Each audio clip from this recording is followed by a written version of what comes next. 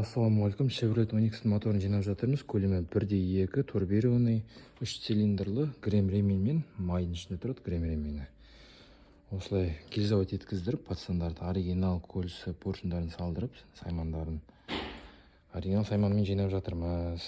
Күрделі капремонт жасап жатырмыз. Осылай жуып тазалап, жылтыратып әдемілеп. Мінекей мына жерде головкамызды жуып тазалап, ремонттап дайындап қойдық. Притирка жасап, клапандардың бәріне, маслочемный колпачкаларын ауыстырып бәрін.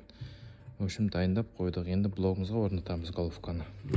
Головкамызды орнатып, ақырындап жинап бастап жатырмыз.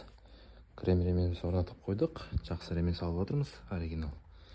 Жақсы оригинал ремен салмасаңыздар үзіліп кетеді. Үзіліп кетсе қора болады.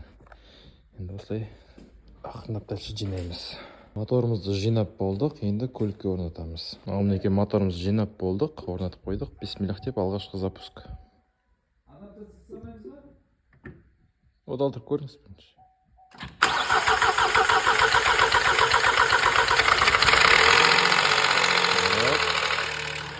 Машалла.